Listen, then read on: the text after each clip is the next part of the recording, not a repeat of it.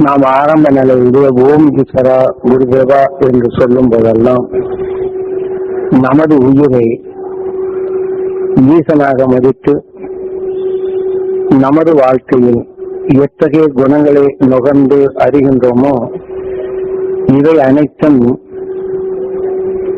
ஓய்வென்று ஜீவணுவாக மாற்றும் கருவாக மாற்றி இன்னொன்று நம் உடலாக மாற்றுகின்றோம். ஆகவேதான் நமது உயிரை ஈசனாக மதித்து நம் உடலை சிவமாக மதித்து அடுத்து நம்மை உருவாக்கிய அன்னதந்தையை கடவுளாக மதித்து தெய்வமாக மதித்து குருவாக மதித்து நாம் இந்த உபதேசத்தை தொடங்குகின்றோம். அதாவது கடல் கடந்து இதற்கு முந்தைய நிலையில் சென்றிருந்தாலும் இப்போது நான் சென்ற நிலையோ நமது தியான வழிகளில் இங்கே அதாவது சிங்கப்பூர்லையும் மலேசியாவிலையும் இப்ப நாங்க போனதான் தெரிஞ்சது. நம்ம தியான வழி அந்த சிங்கப்பூர்லயே குறைஞ்சது ஒரு 100 பேருக்கு மேல இருக்கிறாங்க. மாயவரம், தஞ்சாவூர், ராமேஸ்வரம், ராமநாதபுரம் இதை போன்ற நிலைகள் எல்லாம் அங்க போய் நிறைய இருக்கிறாங்க. ஒருத்தரை நாம தெரிந்து கொள்ளக்கூடிய நிலை ஏற்பட்டது.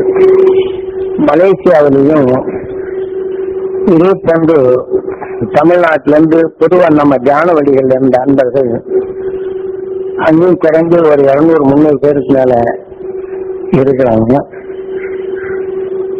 இருந்தாலும் இங்கிருந்து கடல் கடந்து சென்றவர்கள் காலையில் எழுந்த உடனே அவங்க கால கடனை முடிச்சு இங்கிருந்து அவர்கள் தொழிலுக்கு செல்றாங்க. தொழிலுக்கு சென்றாலும் ஒரு மாதிரியா இருக்கக்கூடியவங்க எல்லாம் ஸ்கூட்டர் இல்லாதவங்க காரை வச்சுதான் போறாங்க. அவங்க தொழில் தான் கடவுள் என்ற நிலையும் தொழில் நிமித்தம் தான் அங்க போறாங்க எல்லாருமே.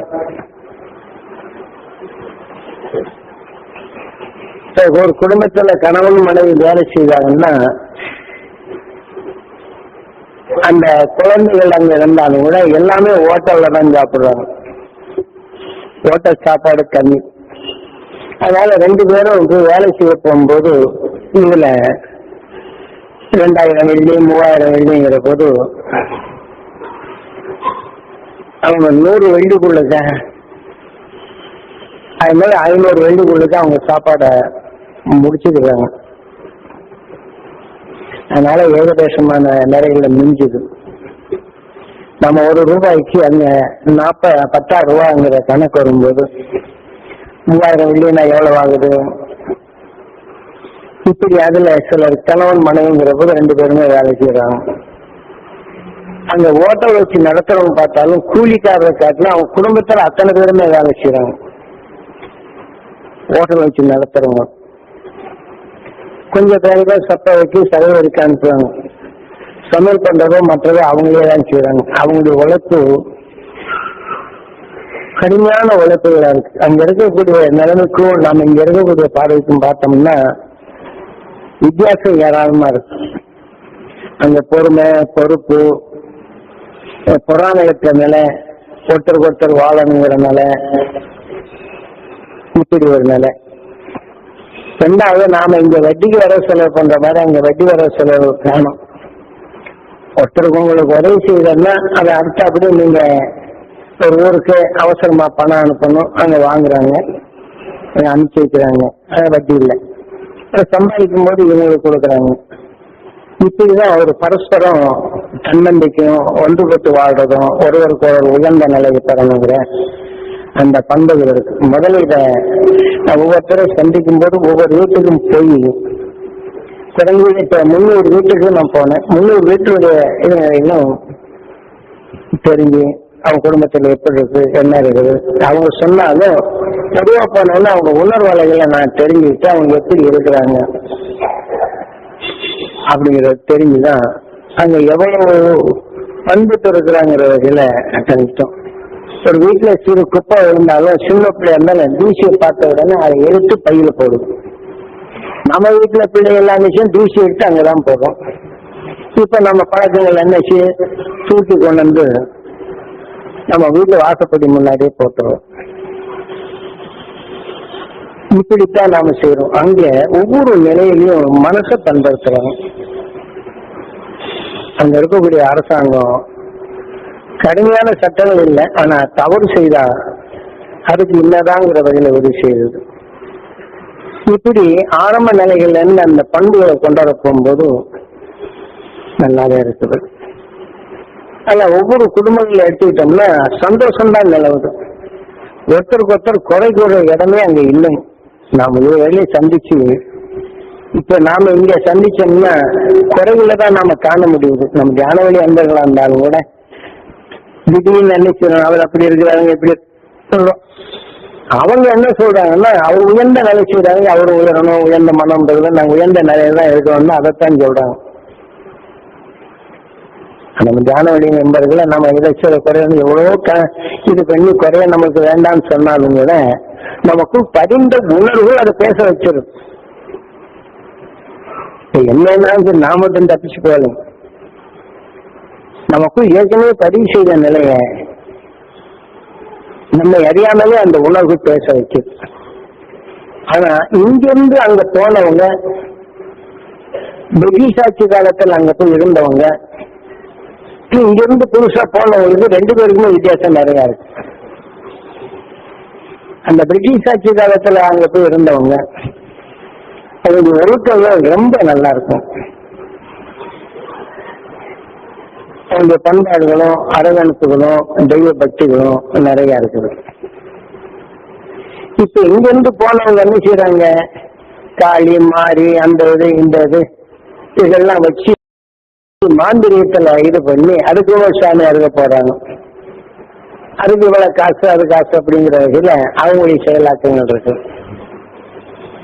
அதுக்கு பூசாரிக்கு இவ்வளவு காசு அதுக்கு இவ்வளவு காசுங்கிறதுல சாமி பேரை சொல்லி சம்பாதிக்கிறதுக்கு தான் இருக்குதே தவிர அந்த தெய்வீக பண்புகளும் தெய்வீக குணங்களும் நமக்குள் எப்படி வரணுங்கிறது இங்க எல்லாம் போச்சு. ஆனா பல காலம் பிரிட்டிஷ் ஆட்சி காலத்துல போய் அவங்க அடிமை தொழில் செய்து அதுல இருந்து மேல வேண்டும் குடும்பமா சேர்த்து இந்த ரப்பர் தொழிலுக்கு தான் கூட்டு போனது. இருந்தாலும் இந்த பிரிட்டிஷ் ஆட்சி காலங்கள்ல சில இரண்டாம் உலக போர் சமயத்துல அங்கேயும் பல இன்னல்கள் வந்தது. நாடு நகரமெல்லாம் சிதைந்து போய்தான் இருந்தது. அந்த சமயத்துல இருந்தாலும் நம்ம நாட்டுல இருந்து போன தமிழர்கள் இன்னைக்கு எந்த ஊர்னே தெரியாது. நாங்க என்னன்னா மலையாளாசின்னு தான் சொல்றாங்க. எங்க அப்பா அம்மா எல்லாம் இந்தியாவில இருந்தாங்கன்னு தான் சொல்றாங்க, எந்த ஊருன்னு தெரியலங்கிறாங்க. அவங்க கிட்ட குணங்களும் மற்றவர்களும் பார்க்க போனோம்னா ஒன்றுபட்ட குணங்கள் வரும். ஒருத்தருக்கு ஒருத்தர் உதவி செய்யக்கூடிய நிலை வரும். ஆனா இங்கிருந்து போனவங்க இந்த பண்பை தான் அங்க செயல்படுத்துறாங்க. ஒருத்தருக்கு ஒருத்தர் என்ன செய்யறாரு, அப்படி இருக்கிறான் இப்படி இருக்கிறான் இந்த மாதிரி இருக்கிறாங்கிற அந்த குறைகளை தான் பேசுறாங்க. இந்த குறை உணர்வு என்ன செய்து அங்க இருக்கக்கூடிய மக்களையும் கூட பாதிக்கும் போடும். இதைத்தான் நாங்க பார்த்து இங்கிருந்து போனதுக்கும் ரெண்டாவது சம்பாதிக்கணுங்கிற நிலையில இங்க இருந்து என்ன செய்யறாங்க, லஞ்சத்தை 1 லட்சம் 50,000 60,000 1 லட்சம் அப்படின்னு சொல்லி காசை வாங்கிட்டு உனக்கு அங்க வேலை வாங்கி தரேன் இங்க வேலை வாங்கி தரேன்ட்டு சொல்லி இங்க ஏற்றி விட்டு அங்க குறைஞ்சி மலேசியால 1 லட்சம் பேர் வரல இருக்கிறாங்க. அதே மாதிரி சிங்கப்பூர்ல 2 லட்சம் பேர் வரல இருக்கிறாங்க. ஆனா கவர்மெண்ட் பார்த்தாச்சுன்னா உடைச்சி ஜெயில போடுறாங்க. அவங்க அந்த இது இல்லாத இருக்கிறவங்களுக்கெல்லாம் இப்படி போடுறாங்க. இப்ப மறைமுகமா சில பேர் என்ன செய்யறாங்க, தோட்டங்கள்லயும் அந்த இதுகள்லையும் மறைமுகமா போயிடுறாங்க. நாங்க 2 தமிழர் கடைக்கு நாங்க சாப்பிடுறதுக்கு போயிடலாம். நம்ம பார்த்தோம்னா நான் 1 லட்சம் ரூபாய் கொடுத்தாங்க மலேசியா நான் என்ன பண்ணேன் பிகாம் படிச்சிருக்காங்க அப்படிங்க இந்த நல்ல வேலை இருக்குது அப்படின்னு கூப்பிட்டுருந்தாங்க. நாங்க இங்க வந்து இறங்கி பார்த்தோம்னா யாரையும் காணும். கூட வந்தவங்களும் போயிட்டா அவங்க அனுப்பிச்சு வச்சோன்னு காணா, எங்ககிட்ட காசும் இல்லை ஒண்ணும் இல்லை. இப்ப நாங்க வேற வழி இல்லாம ரொம்ப தவிக்கிறோம். ஹோட்டல்ல உள்ள போய் வேலை செய்யறோம். ஹோட்டல்ல வேலை செய்யறாங்க அப்படின்னு சொல்லி சொன்னா அவங்க வந்து சாப்பாடு அங்க கிடைச்சிருது, அதுக்கு வேண்டிய இதுகளும் கிடைச்சிருது, ரூமும் கொடுத்துட்றாங்க, எல்லா வசதியும் கொடுத்துட்றாங்க. அவங்களுக்கு ஒரு 1000 வெள்ளி அப்படின்னு கொடுத்துட்றாங்க. ஒரு ரூபாய்க்கு 10 வெள்ளின்னா எவ்வளோ ஆச்சு? 10,000 ரூபாய் இருக்கும். மீறி செலவழிச்சு பண்ணான்னா ஒரு 8,000 ரூபாயாவது எங்களுக்கு மெய்யுங்க ஊருக்கு அனுப்பிச்சு வைக்கிறோம் அப்படிங்கிறாங்க. நாங்கள் வந்து ஊருக்கு போனோம் அப்படின்னு சொன்னா இந்த விசா இல்லாதது எங்களுக்கு பெரிய சிரமம் இருக்கு, இப்போ விசா வாங்க முடியாத நிலையும் இருக்கிறோம், சரி வந்து பிடிச்சிருவாங்க. இப்படி இங்க வந்து போய் அந்த நாட்டுல ஒரு பண்புள்ள நாட்டில இங்க இருக்கிறவங்க காசுக்காக மக்களை உண்மை அல்லாத நிலைகள் அங்க கொண்டு வச்சு அங்க பல நிலைகள்னு இது பண்றாங்க. அங்க பிச்சை எடுக்கிறவங்க யாருமே நான் பார்க்கலைங்க. இங்க இருந்து போனவரும் கூட எனக்கு சாப்பாடு கூடன்னு கேட்கறது இல்லை. யாராவது ஒருத்தர் இந்த வேலை செய்யப்பா நீ சாப்பிட்டுப்பான்னு சொல்லிட்டு இந்த அரவணைப்பு இருக்கு அங்க இருக்கிறவங்களுக்கு. இங்க இருந்து போய் ஏதோ ஓரளவுக்கு பின்னாடி போனவங்க அங்க போனாங்கன்னா இவனால் நம்மளுக்கு தொல்லை வருமா அப்படின்னு சொல்லிட்டு அந்த அரவணைப்பு இல்லைங்க. அந்த பழமை நிலைகள் இருக்கிறவங்க அந்த அரவணைப்பு அவங்க இருக்குது. இத பார்க்கும்போது அங்க அந்த ஊரும் பார்த்தோம்னா ஒரு சொந்த பூமி மாதிரி தெரியுது. இப்ப நம்ம டவுனுக்கு பிள்ளைங்கெல்லாம் ட்ரெயினுகள்லாம் போகுது, இந்த இதுவெல்லாம் பார்த்தோம்னா ரயில்வே ஸ்டேஷன் மாதிரி தெரியுதுங்க. ஒரு ஸ்டேஷன்ல போய் எடுக்கணும்னா காசு கொண்டு போட்டோம் நோட்டு, அந்த நோட்டை போட்டாச்சுன்னா அதுக்கு எந்த அளவுக்கு வரணும் அந்த காசு அளவுக்கு சுற்றி வருது. பாக்கி என்ன செய்யும், அந்த டிக்கெட் எந்த ஊருக்கு போகணும் டிக்கெட் வந்து விழுகும். டிக்கெட் போக பாக்கி டிக்கெட் சில்லறையும் எடுத்துட்டு வந்துடுறாங்க, எல்லாம் இலக்கிடுறாங்க. நம்ம தெரியாத டவுனுக்கு போகணும்னா ரொம்ப சிரமப்படணும். அதை எடுத்துக்கிட்டு அந்த கேட் போகும்போது கொடுக்கணும், அப்பதான் அதை அனுமதிக்குது. அங்க போனோம்னு எந்த பக்கம் இருக்குது, ஒரு பக்கம் கேட் திறக்குது, அந்த பக்கம் இருக்கிறது இறங்கின ஒரு பக்கம் இந்த பக்கம் திறக்குது. இப்படி உளுந்து போய் கரெக்டா வேலையாச்சு. எல்லாம் எலக்ட்ரானிக் தானுங்க வேலை எல்லாம். ஒருத்தர் வர்ற வேகமா வர்றாங்கன்னா பக்கத்துல வந்துட்டான்னா கேட் மூலம் நின்று போகுது, உள்ளு போன பாடல மூடும். ஆனா அதுக்குள்ள டைம் ஆன உடனே கரெக்டா மூடிட்டு வண்டி போயிடுது. நாம எங்க இருக்க எப்படி போறோம்னு தெரியாது. அந்த அளவுக்கு வாகனங்கள் போறதும் ரயில்வே ஸ்டேஷன் பக்கம் அதிசயம் இல்லை. அது ஒரு சொர்க்க பூமி தான். இப்ப நம்ம ரயில்வே ஸ்டேஷன் எல்லாம் பாருங்க எப்படி இருக்கு, ரொம்ப அசிங்கமா இருக்கு. அந்த அளவுக்கு ஒரு சொர்க்க பூமியா வச்சிருக்காங்க. வாகனங்களுடைய நிலையில் எல்லாருக்குமே வாகனம் வச்சிருக்கணும். ஏன்னா அதை பத்தி நீங்க தெரிஞ்சுக்கிறதுக்கு நான் சொல்றேன். இப்ப நான் போனோம் அப்படின்னா அனுபவத்தை சொல்ல வேண்டியது, நான் பண்ற அனுபவம் சொல்றேன். இந்த புது அனுபவத்தை உங்ககிட்ட நான் சொல்றேன். எல்லாருக்கும் வாகனம். ஒரு கிளர்க்கா வேலை பார்க்கறாங்கன்னா புருஷன் 2 பேரை பார்க்கணும்னா 2 பேருக்கு 2 கார் வச்சிருக்காங்க. அந்த காரும் கடமை கொடுக்குறாங்க. 1 லிட்டர் பெட்ரோல் வந்து 6 ரூபாய்க்கு கொடுக்குறாங்க. நம்ம 26 ரூபா 30 ரூபாய்க்கு வந்துருச்சு. அதனால அந்த கடனுக்கும் கொடுக்குறாங்க. காரு இதெல்லாம் கொடுத்து இதுல இருக்கிறத வச்சு அதை செலவு கட்டிக்கிறாங்க. அவங்க டிரைவிங் அதை இது பண்ணிக்கிறாங்க. வந்தாலும் காலையில போறவங்க வேலையில கொஞ்சம் இது பண்ணோம்னா ஆள் கம்மியா இருக்கிறதுனால ஓவர் டைம் பாக்குறாங்க. ராத்திரி இன்னைக்கு காலையில் 8 மணிக்கு போனாங்கன்னா ராத்திரி 8 மணிக்கு வர்றாங்க.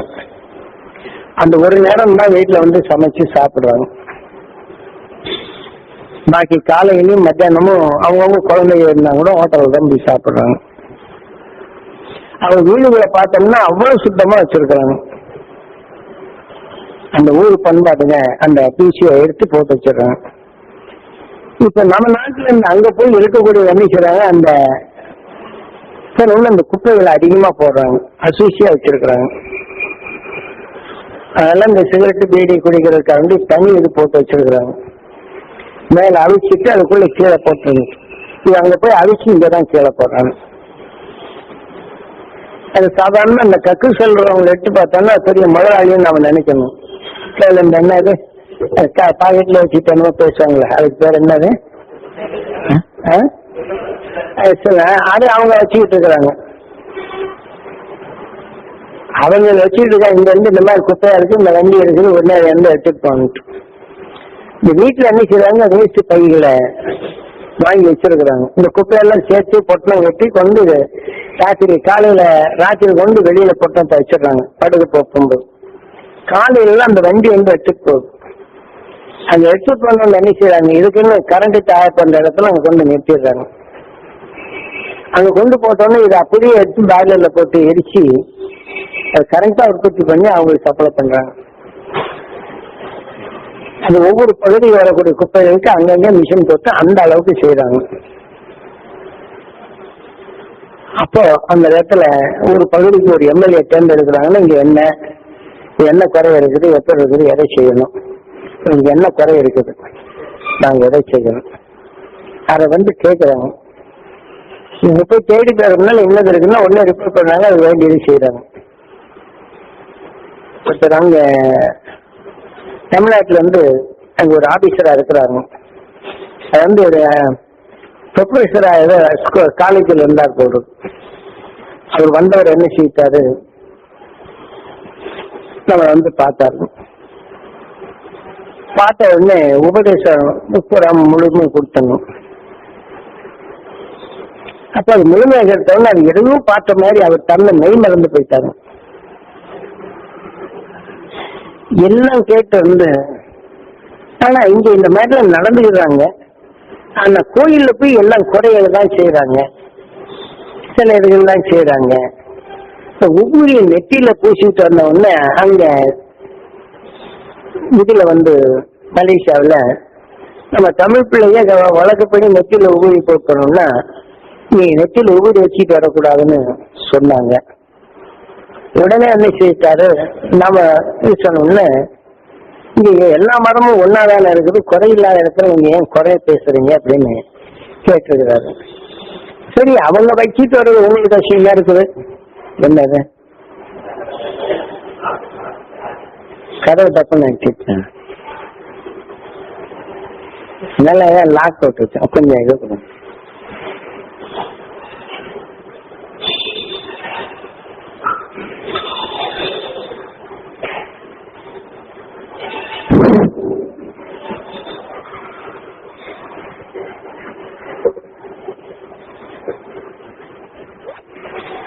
இந்த மாதிரி அவர்கிட்ட சொன்ன உடனே அவர் ரிட்டையர்ட் ஆகிருக்கிறாரு. இருந்தாலும் இந்த மரபுகள் சரியாகணும்னு சொல்லிட்டு அங்க தமிழ் மந்திரிகள் இருக்கிறாங்க. அங்க போய் என்ன செய்யறாரு, அப்ப மந்திரி கிட்ட கேட்க போகும்போது எல்லாம் சகஜம் சகோதரத்துவம் இருக்குது, எல்லாரும் ஒன்னா இருக்கிறாங்க, அவங்கவுங்க வழிபாட்டுல இருக்கணும். அப்படி இருக்கும்போது விபூதி வச்சுட்டு வரக்கூடாதுன்னு சொன்னீங்கன்னா நீங்க பெண்கள் முக்காடு போட்டு வர்றீங்கல்ல, அப்ப மற்றவங்களுக்கு அசிங்கமா தெரியுது அப்படின்னு சொல்லி போட்டு சொன்ன உடனே அந்த கேட்ட உடனே அதுக்கு தகுந்த மாதிரி மாத்திட்டாங்க, சொல்றத விட்டாங்க. ஆனா அங்க நாம உபதேசம் பண்ணாலும் சர்க்கார்கிட்ட அது ஆர்டர் வாங்கிதான் பேசணும். அது 6 மாசத்துக்கு முன்னாடியே கேட்டு பேசணும். அதனால ஒரு தெய்வத்தை பத்தி பேசணும்னா அதனுடைய நிலைகளும் மத சம்பந்தப்பட்டவர்களை பேசிடக்கூடாது. ஒரு சார்புடையவே உயர்த்தி பேசி மற்றவர்களை தாழ்த்தி பேசக்கூடாது அப்படின்னு அந்த சட்டங்கள் இருக்கு. அப்ப என்னன்னா அந்த சட்டங்களை முதல்ல எழுதிடணும், அது வாங்கிட்டு நம்ம சராவும் கொடுக்கணும். அப்ப அதன் வழி நாம பேசணும். இப்ப அங்க இந்து கோயில்கள் இருக்குது, காளி கோயில் இருக்குது, அவங்க முறைப்படி அவங்க பூஜைகளை செய்யறாங்க. அதுக்கு மீறி பூஜைகளை செய்திருக்கலாம். அப்ப அந்த பாடல்கள் மற்றவர்கள் பாடல் பாடும்போது நாம அந்த தத்துவ பிராரம் இங்க பாடுறதுதான் பாடலாம்.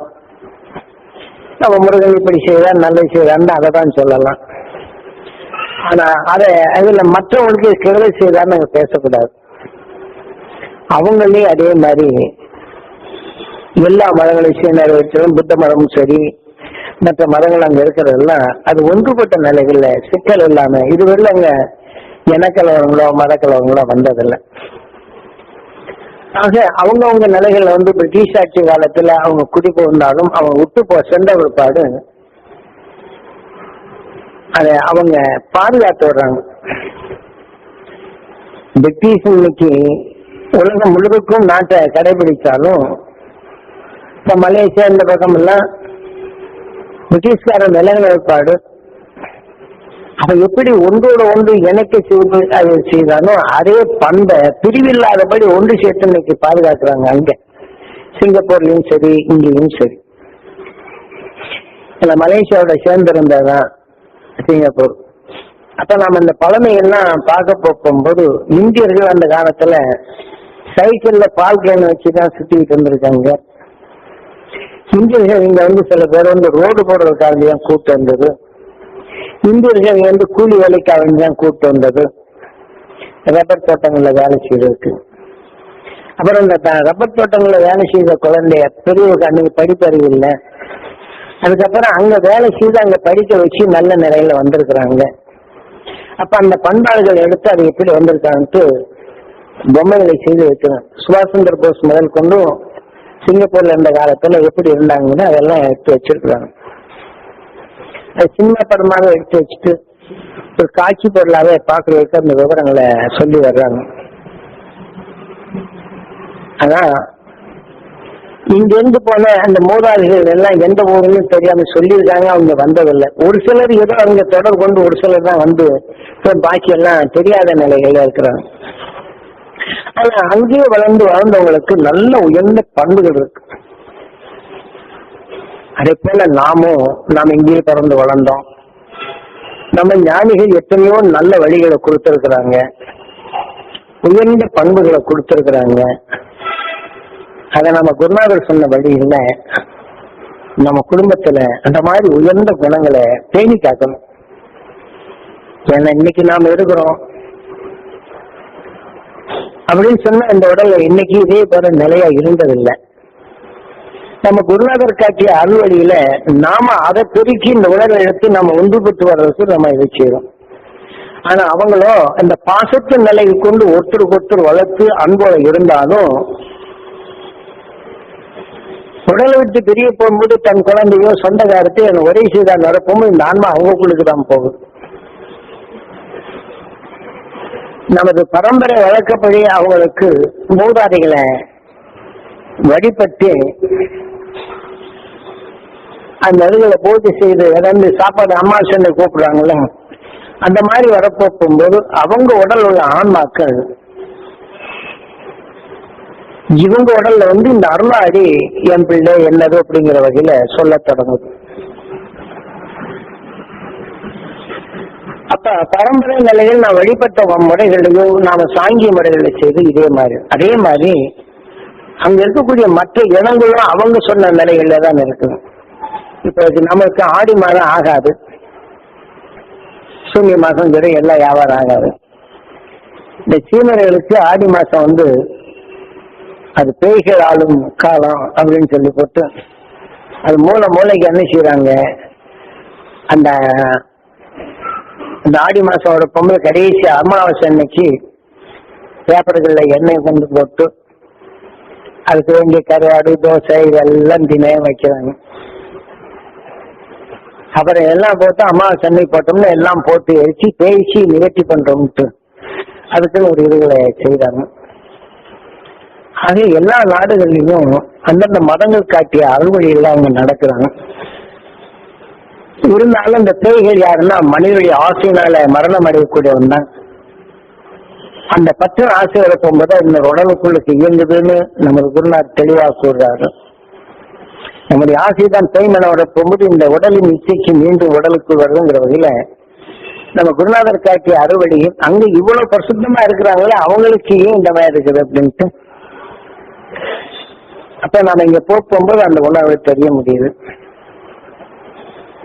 அப்ப ஒரு அம்மா இங்க இருந்து வந்தாங்க. அங்கிருந்து வந்த உடனே என்னால ஒரு வேலையும் செய்ய முடியல, என்னை அப்படியே படுக்க வச்சிருது, எல்லாம் செய்யுது. என்னை பேய் ஆட்சி பண்ணிட்டே இருக்குது.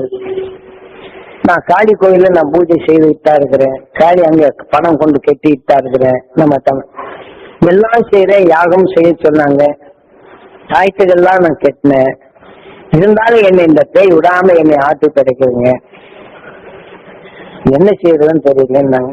அப்ப நான் முந்தியெல்லாம் ஆரம்பத்துல சொல்லுவேன்ல, ஒரு உடல் ஆவி இருந்தானே நீ பாரு அப்படி, அந்த ஆவி என்ன செய்யுதுன்னு பாரு அப்படின்ட்டு, நீ பாருமா அப்படின்னு. அப்போ ஈஸ்வரா நீ நினை உயிரை உங்க அம்மா அப்பா நினைச்சிட்டு என் உடல் உள்ள அந்த ஆன்மா எனக்கு வெளியில வந்து நின்று என்ன குறையா அது வேணும்னு கேளு அப்படின்னு சொல்லி அதுக்கு முன்னாடி அந்த துருவ நட்சத்திரத்தின் பேரருளும் என் உடல்ல படணும், என் ஜீவாத்மா பெறணும், என் உடல்ல ஜீவனுக்கள் பெறணும், என் உடல்ல அந்த ஆன்மா பிறவில்லா நிலை அடையணும் அப்படின்னு நீ கொஞ்ச நேரம் இது பண்ணிட்டு இப்ப நீ அதை எண்ணி பாருமா அப்படின்னு. அப்ப அந்த உடல்ல உள்ள ஆவி அவங்க முதல்ல இந்த உடல்ல என்ன ரூபத்துல இருந்தாங்களோ அவங்க இருக்கிறாங்க. அப்ப தனக்கு கஷ்டம் வருதுங்கிறதுக்காக வேண்டி காளி கோயில பூஜை செய்து அதுக்காக வேண்டி சில வேலை செய்ய போகும்போது அந்த கொடூரமான நிலைகள்ல அந்த பழி தீர்க்க உணர்வு, காளின்னா பழி தீர்க்கிறதா அந்த உணர்வுல இருக்குது. அதே உணர்வு வந்து அது எப்படி வேதனைப்பட்டதோ இந்த உடல்ல இருக்குது அப்படின்னு சொல்லி அதுவே நீயே பேசிக்கமா அப்படின்னு இந்த உணர்வு நம்மளை சுற்றி உடல்ல பதிவானது என்ன தொழில் கூட்டணும்னு எப்படி வருது அதை நீ பேசு அப்படின்னு பேசணும்னு. அப்புறம் நீ இந்த மாதிரி எடுத்து அந்த ஆன்மா பிறவில்லா நிலை அடையும்னு சொல்லு அப்படின்னு சொல்லி அது கொஞ்ச நேரம் சொல்லிட்டோன்னா அது விளங்கிச்சு, கை கால் குடைச்சல் போற நின்னது. அப்புறம் நான் இந்த 7 நாளைக்கு இங்க இருக்கிறோமா, அப்ப இந்த 7 நாள்ல வந்து எப்படி இருக்குன்னு எனக்கு சொல்லிட்டு போகணும். இது எனக்கு ஒண்ணும் இல்லைங்க, இப்ப நான் நல்லா இருக்கணுங்க, எனக்கு காசு கொடுத்ததுக்கெல்லாம் இத்தனை $100 கொடுத்தேன், $200 கொடுத்தேன், $1000 வாங்கிட்டு இதுல இருந்து மெட்ராஸ்ல இருந்து மெட்ராஸ்ல என்னமோ வருது அங்க இருந்து $1000 வேணும்னு கேட்டாங்க, கொடுத்தேன், ஓட்ட முடியல, அதெல்லாம் நிக்க முடியல அப்படின்னது. இந்த மாதிரி சில வீடுகள்ல போனோன்னு உனக்கு அது தர எங்க பார்த்தாலும் சக்கரங்களை கையில கொடுத்து அதுக்கு நீ இந்த மந்திரத்தை சொல்லுன்னு சொல்லி விட்டு கொடுத்து காசு நிறைய வந்து ஒவ்வொருத்தரா வர வரதான் நான் தெரிஞ்சிட முடிஞ்சது. ஏன்னா இங்க இருந்து நமது பண்புகளை வளர்க்கறதால இங்க எப்படி மக்களை நாம ஒருத்தர் சாது தேசங்களை போட்டு தெய்வீக பண்பு அந்த நிலைகள்ல அவங்க ஏமாற்றி இவங்க வாழ்க்கை நடத்துதோ அங்கேயும் இந்த மாதிரி வாழ்க்கையில சில இருக்கிறாங்கன்னு நாம அங்க தெரிந்து கொள்ள முடிஞ்சது. அப்ப அந்த விநாயகர் கோயில்ல பேசுறதுக்கு அந்த டெஸ்ட் சொன்னேன். அந்த விநாயகர் கோயில்ல வந்து உபதேசம் கொடுக்கறதுக்காண்டி விநாயகர் சதுர்த்தி அன்னைக்கு அங்க உபதேசம் கொடுக்கறதாக இருந்தது.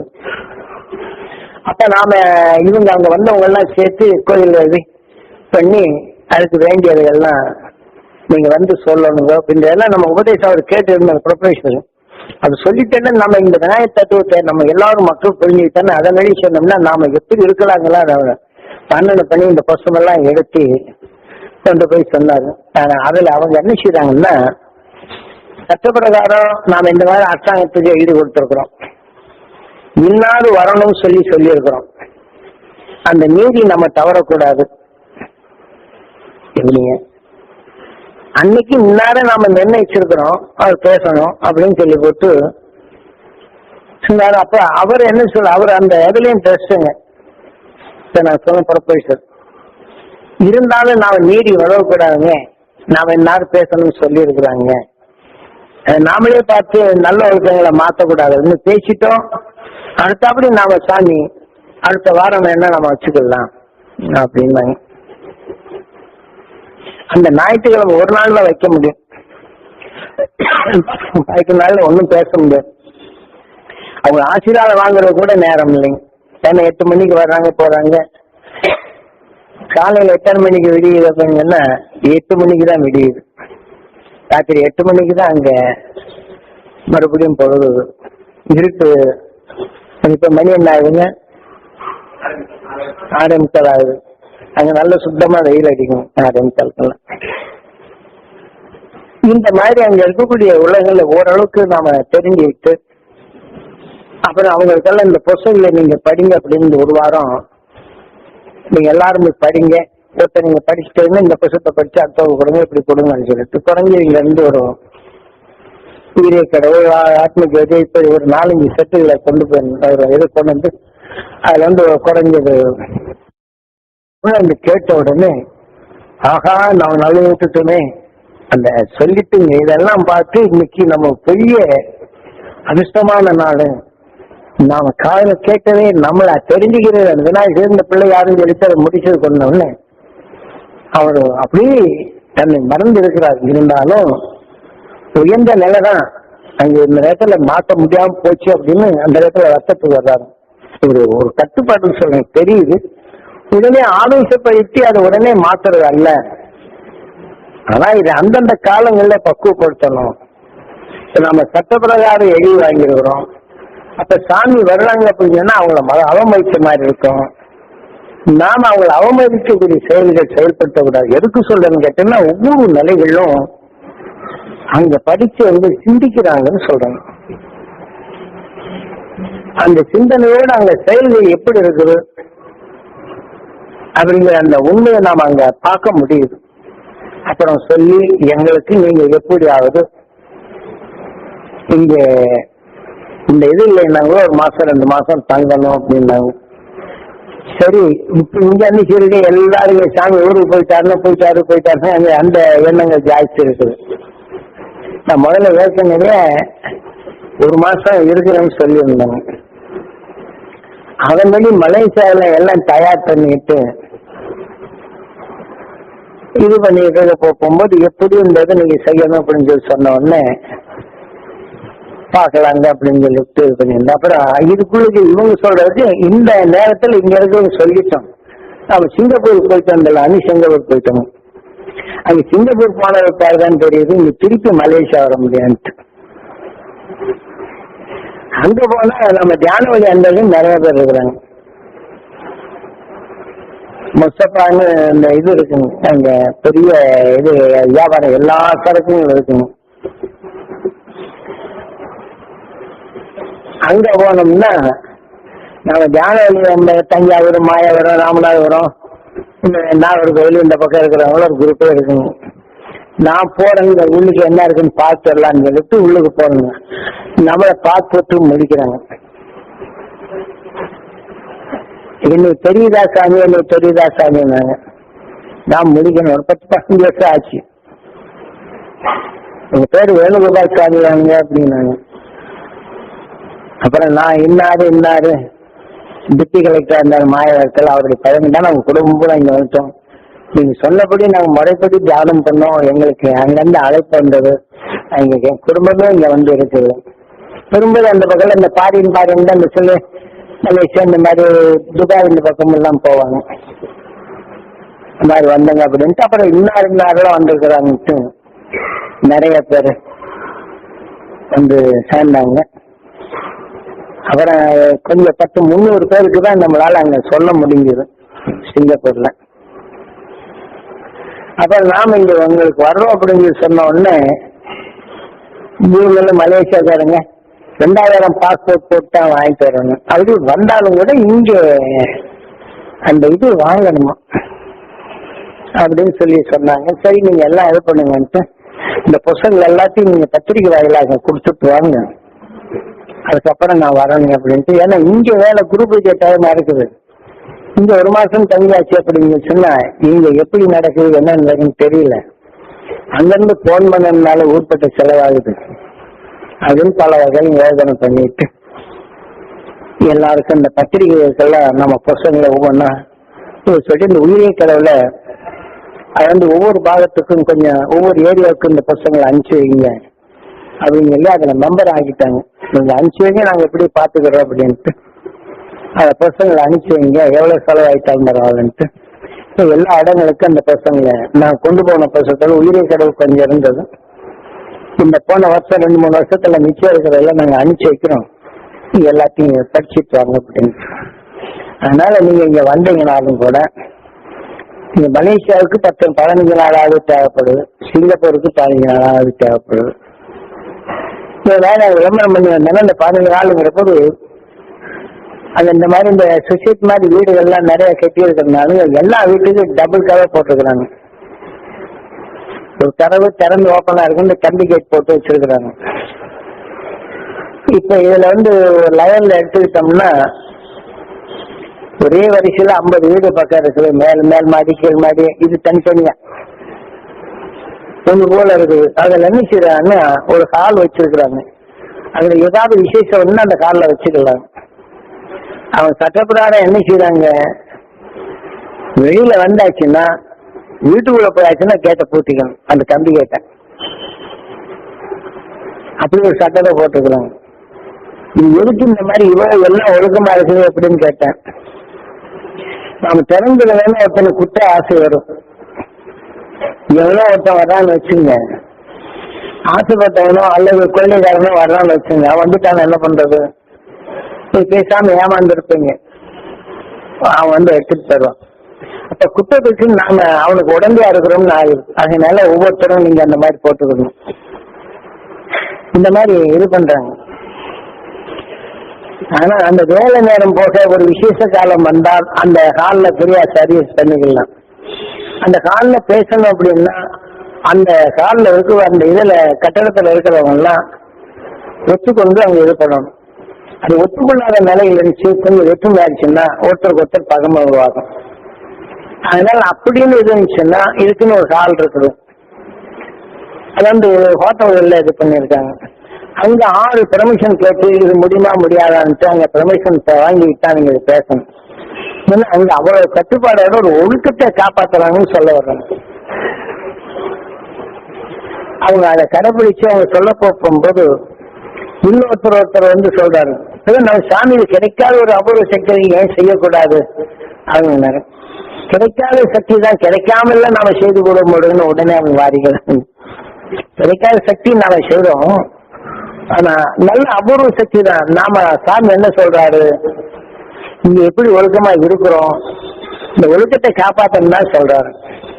அப்ப நாம மீறி ஏதாவது சொன்னோம்னா அது நம்மளுக்குள்ளே சில குற்றங்கள் வந்துச்சுன்னா இது பக்கமே ஏற்படும். அப்படின்னு அந்த இதை எடுத்து சொன்ன உடனே அப்புறம் சிந்திச்சு இது பண்ணி, ஏன்னா அந்த இடத்துல நம்ம என்ன செய்யணும், ஒத்துழைக்கும் அது ஓங்கி வளர்றதுக்கு தான் நம்ம செய்யணும். வந்த உடனே நம்ம இதெல்லாம் பிரதாபம்லாம் காட்டணும்னு நினைச்சோம்னா அந்த இடத்துல நம்ம பகமை ஒட்டிடக்கூடாது. அவங்க கூட வாதாடிக்கிட்டுமே அந்த விவரத்தை சொல்லி அந்த இடங்களுக்கு சொன்ன இருப்பாடு அவனுக்கு ஒரு திருப்தி.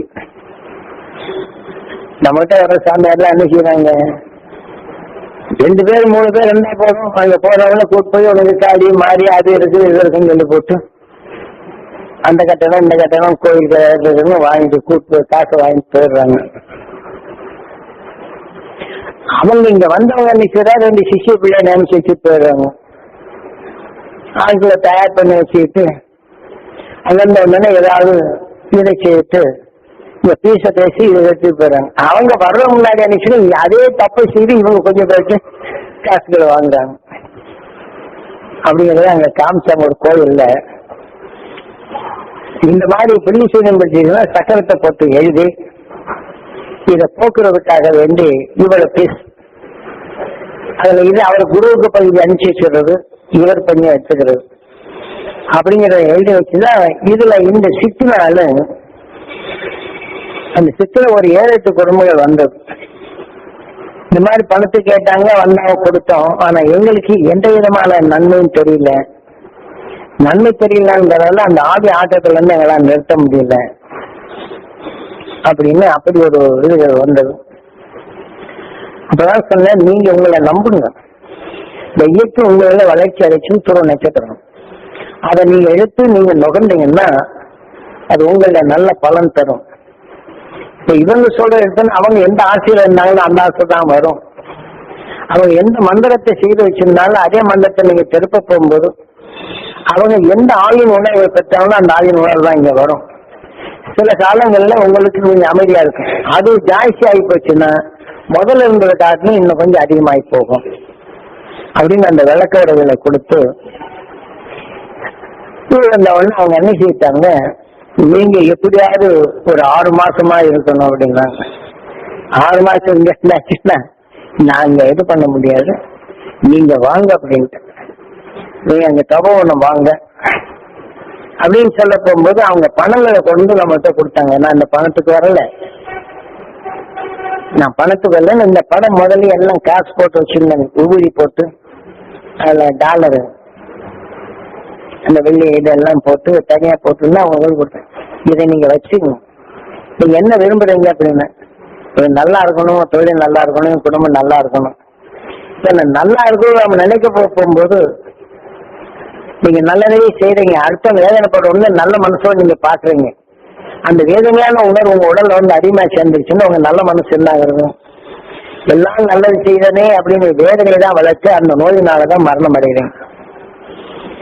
அப்ப அந்த நோயினால மரணம் அடைய போகும்போது யார் உங்களுக்கு நன்மை செய்தாங்களோ அந்த உடலுக்குள்ள தான் நீங்க போறீங்க. உங்க பண்பை காப்பாத்தினாங்க. இப்படித்தான் உங்களுக்குள்ள போய் இதே மாதிரி சில ஆன்மாக்கள் இந்த நன்மை செய்த உணர்வுகள் எப்படி எப்படி எல்லாம் நடக்குது. இது சாக்க வச்சு காசு வாங்கி போறாம போறான், சம்பாதிச்சு கொடுத்துறோம், கஷ்டம் நிவர்த்தியாச்சுன்னா இல்லை. ஆனா அவர் உதவி செய்வதை எண்ணும் போது இங்க வருது, நான் உதவி செய்வதுன்னு எண்ணி எத்தனை பேருக்கு உதவி செய்து என்னை ஆண்டவர் செய்வாருன்ட்டு ஒருத்தருக்கு அதிகமான உதவி செய்திருப்பார். அப்ப இந்த உடலுக்கு போகும்போது அதிகமா உதவி செய்த உடலுக்கு போகும். இப்படிதான் மனிதனுக்குள் மனிதன் நாம் மாறுறோமே தவிர இந்த மனிதனுக்கு பின் நாம என்ன ஆகுவோம் யாராவது சிந்திக்கிறோமான்னு இல்லை. இப்ப நமது ஆசை இதுவோ இந்த உணர்த்தன்மை கொண்டு நம்ம மேல பற்றுள்ளவங்க உடலுக்கு போறோம். நம்ம ஆவியாக பேயாக தான் ஓட்டுறோம். அதை எடுத்து அதை ஓட்டுறதுக்கு இன்னொருத்தர் வர்றாரு. இப்படி எல்லாம் நமக்குள் என்ன செய்யறோம், குண்டிச்சட்டுக்குள்ள நமக்குள்ள ஓட்டுறோமே தவிர இந்த உடலுக்கு பின் என்னங்கிறது நம்ம கண்ணுக்கு முன்னாடியே தெரியுது. ஒருத்தர் மேல அதிகமா பற்று இருக்கும் போது இந்த ஆன்மா அந்த உடல்ல போகுது, அந்த நோயை தான் உருவாக்கும், அந்த உடலை வீழ்த்தது. உடலை வீழ்த்திய பின் எந்த வேதனையற்றோ இந்த ஆன்மா வெளிவந்த பின் இந்த ஆன்மாவை எடை செய்த நாயோ நரியோ பாம்போ தேயோ இதை போல நிலைகள் உருவாக்கும். அப்புறம் அவங்களுக்கு இந்த விளக்கங்களை கொடுத்து இதைத்தான் உருவாக்குறோம். அவர் பற்று மேல இருக்கு. இப்படித்தான் நம்ம வர முடியுதே தவிர இந்த மனிதனானது நாம நீக்கிறதுக்கு என்ன செய்யறோம் அப்படின்னு இந்த ராமாயணத்தை கொஞ்சம் எடுத்து சொல்லி, அந்த ராமாயணத்துல என்ன செய்து சிவதனுஷ் அப்படிங்கிற போது நாம எடுத்துக்கொண்ட ஒருத்த மேல பற்றும் பாசம் வச்சிருக்கோம், அதனால நான் வேதனையாகுது. ஐயோ நான் இத்தனை பேருக்கு நன்மை செய்தேனே என்ற அந்த உடலை சேர்த்த இந்த எண்ணங்கள் யார் மேல இருக்கிற இந்த உணர்வு போய் அங்க போய் பாயுது. அப்போ அங்கேயும் தீமை ஏற்படும். நமது உணர்வும் அந்த வலு சேர்த்து கொண்ட பின் அவங்க அதிகமாக எண்ணும் போது அவங்க உடல்லையும் போகும். அப்ப என்ன செய்யுது, நாம எடுத்துக்கொண்ட உணர்வு ஓம் நமச்சிவாய நம்ம அளவாகுது. அப்ப இது உணர்வு சொல் ஆக போது அங்க தாக்கப்படும். அப்ப அங்க அதிகமாகும் போது என்ன செய்யுது, இதன் வழி நம்ம உயிர் அங்கதான் போகுது. அதனாலதான் விஷ்ணு தனுசு அப்படின்னு சொல்லிட்டு ராமாயணத்தை சொல்லியிருக்கிறாங்க. ஆக நாம இந்த எண்ண உணர்வை உணர்த்துவது நமது உயிர். ஆக இந்த உயிரால் உருவாக்கப்பட்ட உடல் தான் இது. உடலாயிடுச்சுன்னு சிவதனுஷா மாறும். ஆக நாம வேதனை, வெறுப்பு, சலிப்பு, சஞ்சலம் அதிகமா எடுத்திருக்கிறோம். அதே சமயத்துல அவருடைய கஷ்டங்கள்லாம் நாம எடுத்து கேட்கும் போது அவர் உடல்ல விளைந்த உணர்வு நம்மை தாக்கி நமக்குள் அதுவே விளையுது. ஆனா இதையெல்லாம் வென்றவன் துருவ நட்சத்திரமா இருக்கிறான். இப்ப நம்ம 6வது அறிவு கொண்டு நாம உருவாக்கணும். இப்ப அவனுடைய வேதனை நாம பாக்குறோம், கேட்கிறோம், அந்த உணர்வு நமக்குள் சிவதரிசா மாறி திருப்பி அடுத்தவங்க வந்தானே இத பாரு நான் எல்லாத்துக்கும் உதவி செய்தனே எனக்கு இப்படி இருக்குதுன்னு அவர் கேட்க போகும்போது இந்த தொல்லையை கேட்கும்போது இந்த சிவதனுஷனை செய்து இந்த ஓம் நமச்சிவாய கேட்கிற உடனே அதே வேதனை உருவாக்கும்.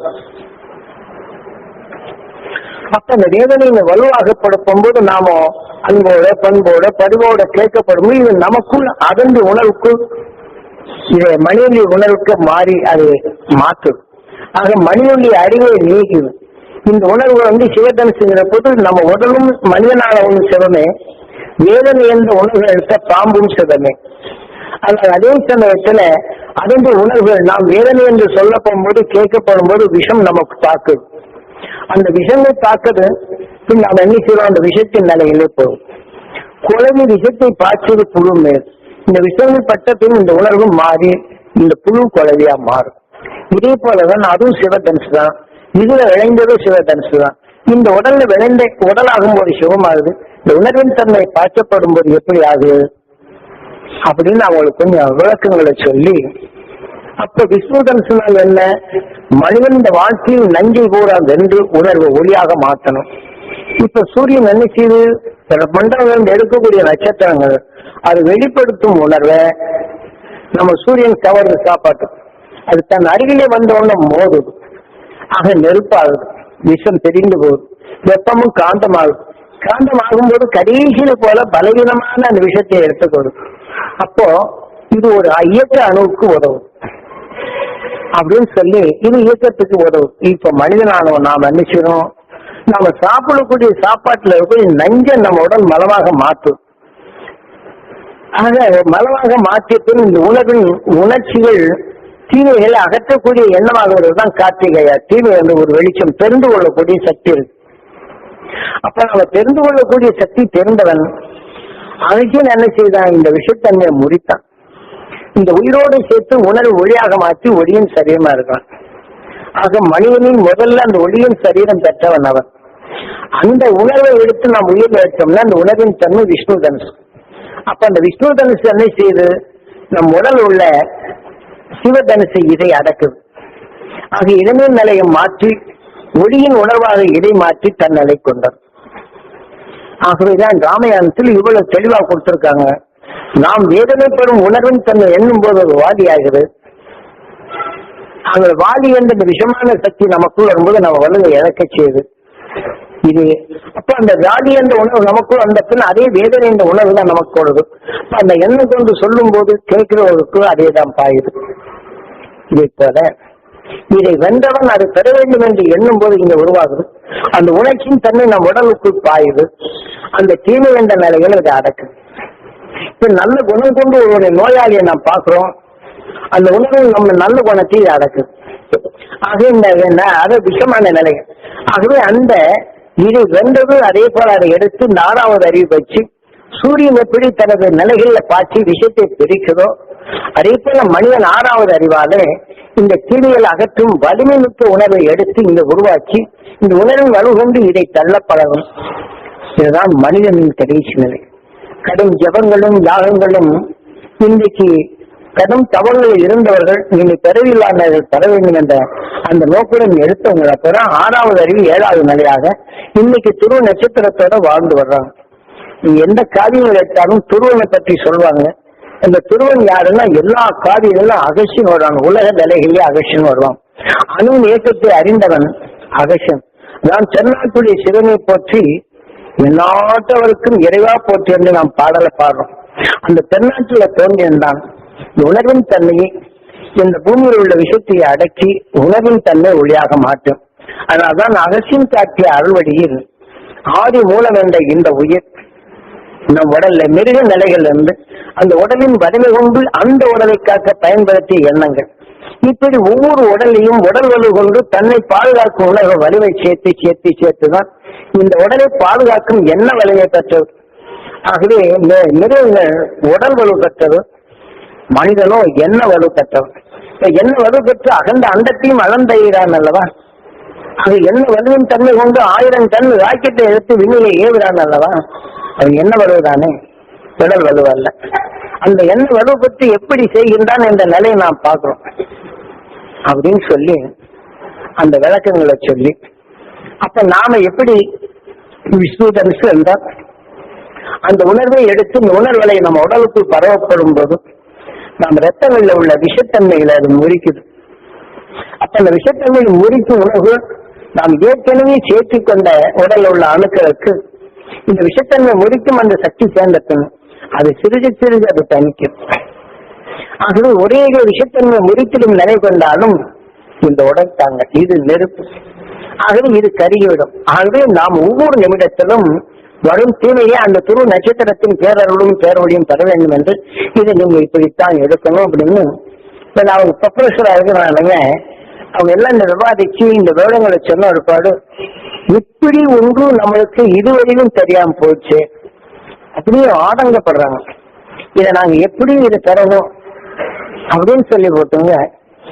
இப்ப நான் கொடுக்குறேன், இப்ப நான் மட்டும் பெரியவன் அல்ல, ஒரு விரைவை எடுத்து நீங்க அக்ரிகல்ச்சர்ல புதுசா உருவாக்குறாங்க. அதை கொடுத்த உடனே இந்த நாடு நல்லா இருக்குன்னு நீங்க நினைக்கிறீங்க. அந்த நாடு நீங்க முதல்ல நீங்க நல்லா இருக்கும் இந்த விளைச்சலை வைக்கிறீங்க. விளைஞ்சு நல்ல அமோகம் உறவு கிடைச்சுன்னா அடுத்தவங்க விளைய வச்சு எல்லாத்தையும் பசி போக்க முடியும். இப்ப நீங்க இதை நீங்க செய்யுங்க. இதை செய்து உங்களால முடிஞ்ச பாருங்க, எனக்கு தவறு கொடுங்க. இல்லைன்னா உங்களுக்கு லீவெண்டர் போகும்போது மற்ற எல்லா பக்கம் சுத்து பார்க்க போறீங்களா, காசு அனுப்பிச்சு அங்க வாங்க, ஒரு 4 நாள் தங்குங்க. இந்த உண்மையை நீங்க எழுங்க, எல்லாருக்கும் சேவை செய்யுங்க. உங்க உடல் உள்ள அழுக்கு துடைக்க கற்றுக்கொள்ளுங்க. நல்ல பண்புள்ளோடைய நிலைகள்ல நீங்க வேதனை என்ற உணர்வு நுகரப்படும் போது அது சிவதனுசாக நம்மளை தாக்கும். அந்த வேதனை நீக்கி அந்த அருள் என்ற உணர்வை நீங்க அந்த துருவ நட்சத்திரத்தின் உணர்வு தானே இது விஷ்ணு தனுசுவா மாறும். அதே நீங்க காலையில இருந்து சாயங்காலம் வரையும் போறீங்க, என்ன பாக்குறீங்க, நீங்க ஒண்ணுமே தப்பு செய்யறதில்லை. அங்க நல்ல ஒழுக்கங்களை தான் இங்க கொடுத்துருக்குறாங்க. போகும்போது ஒருத்தன் தவறு செய்யறாங்க, இப்படி செய்யறானே அப்படின்னு நம்ம நினைக்கிறோம். ஆக ரோட்ல போகும்போது வாகனங்கள் ஏதாவது குறைபாடாகிறது, அவன் தப்பு செய்யல இருக்கக்கூடிய சூழ்நிலை. அப்ப சோர்வடைகிறோம், வேதனை பெறும். அப்ப சோர்வடைய போகும்போது வேதனை என்ற விஷயத்தின் தன்மை நமக்குள் உருவாகும். இந்த உணவின் தன்மை நமக்கு நோயா மாறும். ஐயோ எனக்கு வேதனை ஆகுதே, ஒருத்தட்ட சொன்ன நீ சிவதன் செலுத்த அர்த்தம் கேட்டான்னு நினைச்சு அடுத்த உடலை பாதிக்கிறது. இதெல்லாம் நாம தெரிந்து கொள்ள வேண்டிய. இப்ப வீட்டுல வர ஒண்ணும் வேண்டியில்லை, வீட்டை சுத்தமா வச்சுக்கலாம்னு வச்சுக்கோங்க. பிள்ளைங்க ஏதாவது 2 காயத்தை கிழிச்சு போட்டுன்னு என்ன இருக்கும், ஐயோ எப்ப பார்த்தாலும் போய் ஒழுங்கா போட உடனே கோவம் வருது, அதான் வேதனை வரும். அப்ப இது வந்துடுதல்ல. இதை போல நாம் எடுத்துக்கொண்ட வேதனை என்ற உணர்வுகள் உயிராக இயக்கப்பட்டாலும் உணர்வின் தன்மை உடலாக மாறும். ஆக இந்த உடலுக்குள் வரும் விஷத்தின் தன்மையை அந்த அருள் என்ற உணர்வை இங்க எடுத்துக்கொண்ட பின் இந்த விஷத்தை அது முறிக்கும். உயிரோடு ஒன்றி உணர்வின் தன்மை ஒளியின் உடலாக மாறும்.